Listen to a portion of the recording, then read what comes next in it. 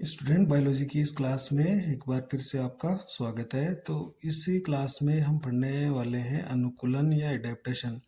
तो अनुकूलन क्या होते हैं और ये कितने टाइप के हो सकते हैं और इनके हम मुख्य मुख्य जो एग्जाम्पल है वो देखने वाले हैं। तो देखिए अनुकूलन तो जीव के ऐसे गुण होते हैं जो उसे अपने आवास में जीवित बने रहने और जनन करने योग्य बनाता है, उसे अनुकूलन कहते हैं। तो अनुकूलन तो वो गुण है, वो विशेषता ही है तो जिसके कारण से कोई जीव अपने आवास में अच्छी तरह से जिंदा रहता है और जनन भी करता है। तो वो सारी विशेषताएं उसकी क्या कहलाएगी, अनुकूलन कहलाएगी। तो अनुकूलन के ऐसे गुण आकारिकी भी हो सकते हैं, कार्यकी के रूप में भी हो सकते हैं और व्यवहारिक के रूप में भी हो सकते हैं। तो यहाँ पर सबसे पहले अपन आकारिकी या मॉर्फोलॉजिकल जो गुण है वो पढ़ने वाले हैं। देखिए कैसे, यानी शरीर का जो आकारिकी है, आकार प्रकार, वो कैसा हो जाता है उनके आवास के अनुसार। जैसे पक्षी है तो पक्षी उड़ते हैं, तो पक्षियों के शरीर को उड़ने के लिए उनका शरीर उड़ने योग्य हो गया है। तो पक्षियों के शरीर उड़ने योग्य अनुकूलन युक्त है, क्योंकि पक्षी उड़ते हैं तो उनका शरीर उड़ने के लायक हो गया। तो उसी तरह से चोंच फिर से बीच में से मोटा, फिर पीछे से वापस से पतला, तो इस तरह से उनका शरीर भी उड़ने के लायक हो गया। इसी तरह से मछलियों के तैरने के लिए देखिए उसमें उनका जो शरीर है वो नौकाकार हो गया। तो ये भी एक आकारिकी गुण हुआ, क्योंकि आकारिकी मॉर्फोलॉजिकल मतलब है शरीर का बाह्य आकार प्रकार। इसी तरह से जीवों के शरीर पर उपस्थित जो छलावरण है, अलग अलग तरह की उन पे डिजाइन होती है, तो वो उनकी सुरक्षा करने का एक उपाय है। तो वो अपने आप को सुरक्षित कर लेते हैं उस छलावरण में से। जैसे किसी कीट है, उसकी संरचना बिल्कुल पत्ती की तरह होती है या पत्ती के जैसे रंग की होती है, या कोई पुष्प लाल है तो किसी किसी कीट का रंग भी लाल होता है, तो वो उसके लाल रंग में छिप जाता है या पत्ती के रंग में वो छिप जाता है। तो इस तरह से वो क्या करते हैं, अपने आप को सुरक्षित कर लेते हैं। तो वो गुण आकारिकी है। इसी तरह से ऊँट के लंबे और गुद्देदार जो पैर हुए हैं, तो वो भी आकारिकी गुण ही है, उसके मरुस्थल में रहने के लायक उसको बना रहे हैं। तो ये सारे जो गुण हैं ये आकारिकी गुण है। अब अपन पढ़ लेते हैं कुछ कारिकी गुण, फिजियोलॉजिकल गुण।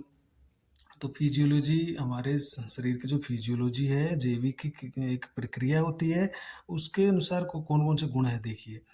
तो जैसे जंतुओं के द्वारा यूरिया या यूरिक अम्ल के रूप में जो उत्सर्जन होता है, उससे जल का संरक्षण होता है। तो जन यूरिया या यूरिक अम्ल जब क्योंकि अमोनिया के लिए तो बहुत पानी चाहिए, तो शरीर से पानी कम बाहर जाए, उसका संरक्षण हो सके, तो यूरिया बना लेते हैं। और यूरिया से भी कम पानी की आवश्यकता होती है यूरिक अम्ल में। तो यूरिया या यूरिक अम्ल के रूप में उत्सर्जन इसलिए करते हैं ताकि शरीर से कम पानी बाहर निकले और जल का संरक्षण किया जा सके। तो ये एक कौन सा अनुकूलन हुआ, ये कार्य के अनुकूलन हुआ। देखिए तो ये मरुस्थलीय जीवों में आपको देखने को मिल जाएगा। इससे मूत्र को सांद्रित करने की क्षमता देखिए, तो मूत्र गाढ़ा आएगा। जैसे ऊँट है तो ऊँट का मूत्र बहुत ज़्यादा गाढ़ा होता है, या जितने भी मरुस्थलीय जानवर होते हैं उनका मूत्र वो बहुत ज़्यादा गाढ़ा होता है, ताकि जल कम से कम शरीर से बाहर जाए, जल का संरक्षण हो सके। तो ये जो गुण उनमें विकसित हुआ है वो कौन सा गुण है, वो कार्यकी या फिजियोलॉजिकल गुण है। जैसे ऊँट के अंदर लंबे और गुद्देदार पैर होना, ये तो आकारिकी गुण हुआ। और मूत्र को सांद्रित करने की जो उसमें क्षमता है वो क्या हुई, उसका एक कार्यकी गुण हुआ। इसी तरह से कुछ व्यवहारिक गुण भी, बिहेवियरल गुण भी उत्पन्न होते हैं। तो जैसे खाने की आदतों में बदलाव करना, तो खाने की आदत है उसमें कोई बदलाव कर लिया। इसी तरह से जैसे दिन में खा रहा था तो रात में खाने लगा, या कम खाने लगा, या अपने मतलब खाने को ही चेंज कर लिया। प्रवास, वहाँ से प्रवास कर गया, या शीत निष्क्रियता में चला गया, ग्रीष्म निष्क्रियता में चला गया, या जंतुओं का जो रात्रि चरण होता है, यानी रात में जो खाना खाने के लिए निकलते हैं। तो ये स्थितियाँ क्या होती है, ये जो गुण वो विकसित कर रहे हैं अपने अंदर, वो व्यवहारिक गुण है। यानी खाने की आदतों में बदलाव कर लिया, प्रवास कर गए, शीत निष्क्रियता में चले गए, ग्रीष्म निष्क्रियता में चले गए और रात में भोजन के लिए निकले। तो ये गुण व्यवहारिक हुए। जीवों में अनुकूलन लंबे समय की विकास यात्रा के बाद विकसित हुए हैं। तो ये भी अपन को ध्यान रखना है कि ये कोई 1-2 दिन या 10-20 सालों के अंदर नहीं हुए हैं, इनमें लाखों साल लगे हैं, तब जाके ये इनमें गुण विकसित हुए हैं, विशेषताएं विकसित हुई है। और ये फिर धीरे धीरे क्या हो गए, ये वंशागत हो गए और पीढ़ी दर पीढ़ी संचरित होने लगे। तो ये आनुवंशिकता स्थिर हो गए और पीढ़ी दर पीढ़ी संचरित हो गए। तो आज जितने भी ये इन जीवों के जो अनुकूलन है वो उनके संतानों में जन्म लेते ही मौजूद होते हैं, क्योंकि वो वंशागत हो चुके हैं। लेकिन इनको बनने में या विकसित होने में लाखों साल लगे हैं, एक प्रबल विकास की प्रक्रिया के द्वारा हुए हैं।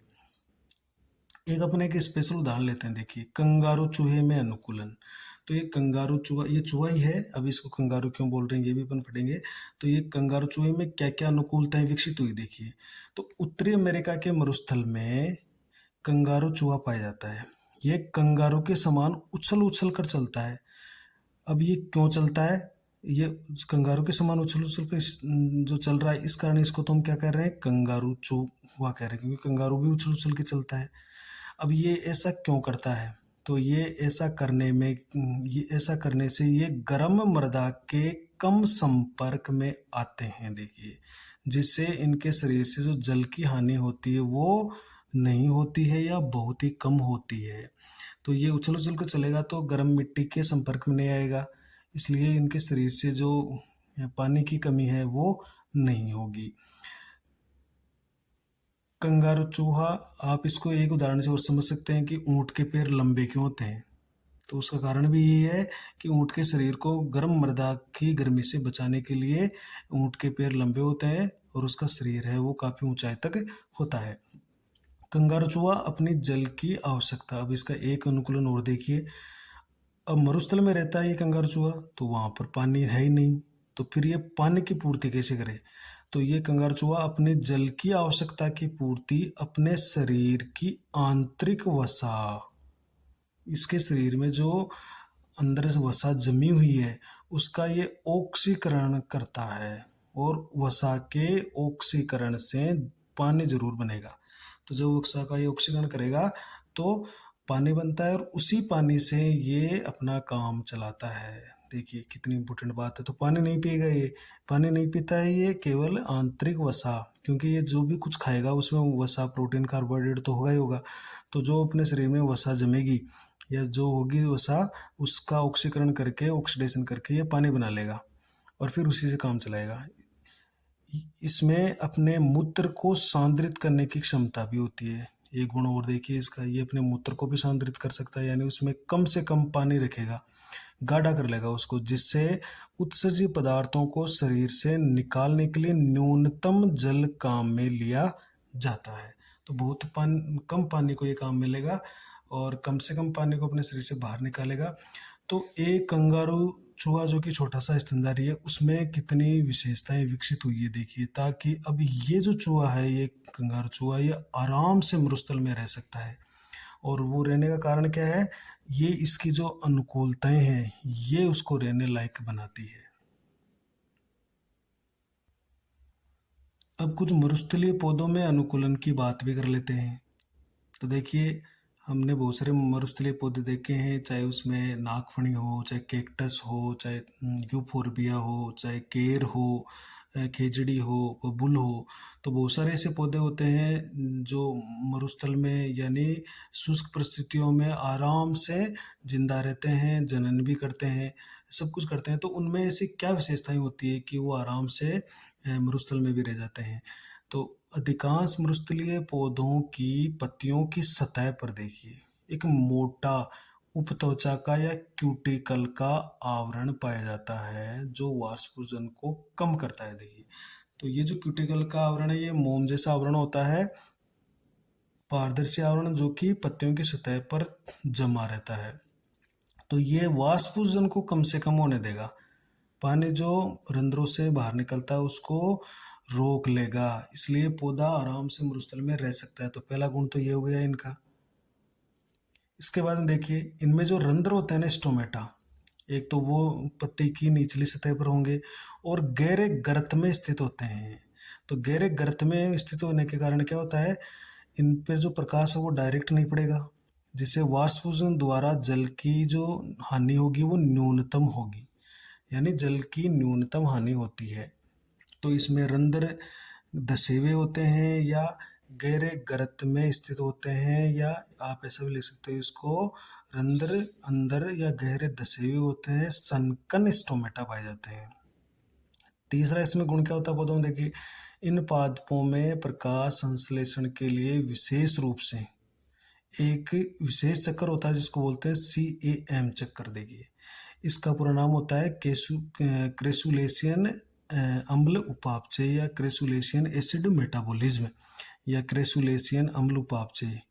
तो इसमें क्या करेंगे, ये इस चक्कर के कारण ये दिन के समय अपने रंध्र बंद रखते हैं और रात्रि के समय रंध्र खुले रखते हैं।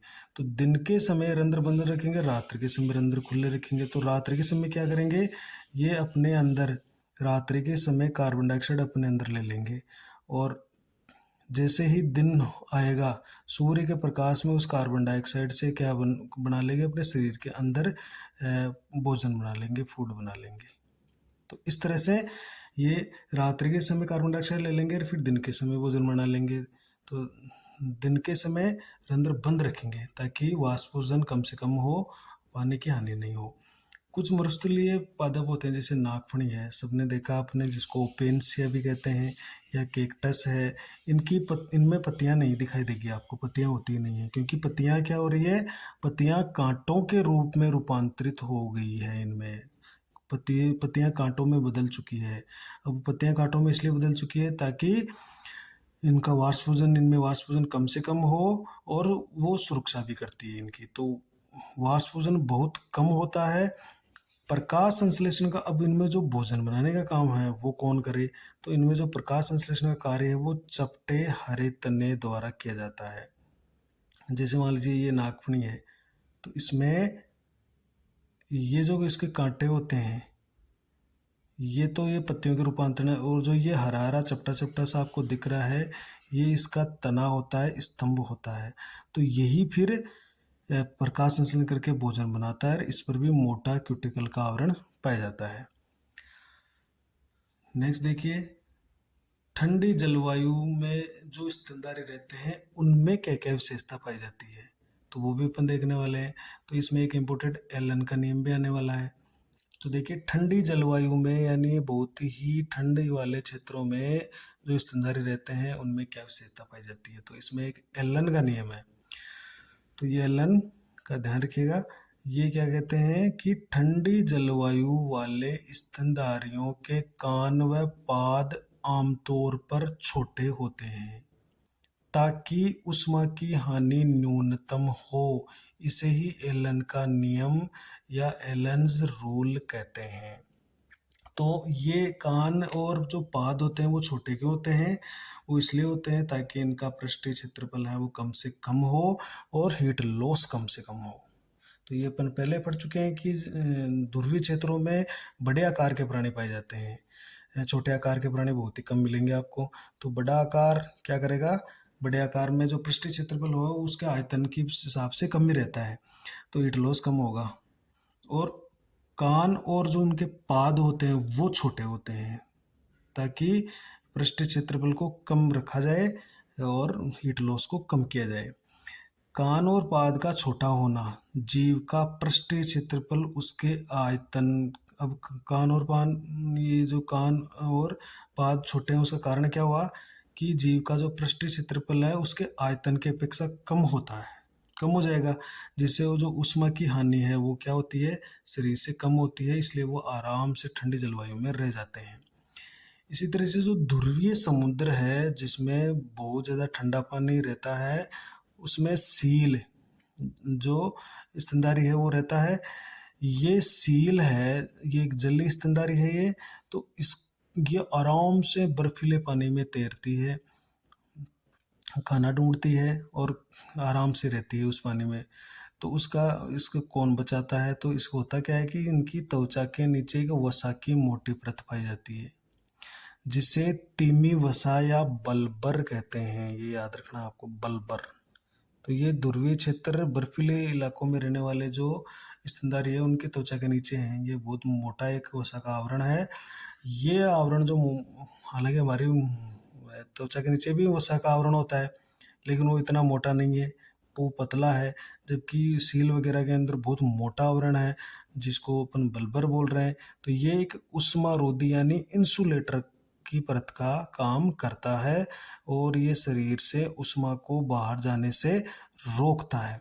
तो उष्मा शरीर से बाहर नहीं जाएगी, तो ये आराम से जो भी ऊर्जा बनाएगी अपने बॉडी के अंदर, वो उसके बॉडी के अंदर ही रहने वाली है, बाहर नहीं जाएगी। तो ये आराम से ठंडे इलाकों में रह जाएगी। तो यहाँ पर आपको एलन का नियम भी याद रखना है।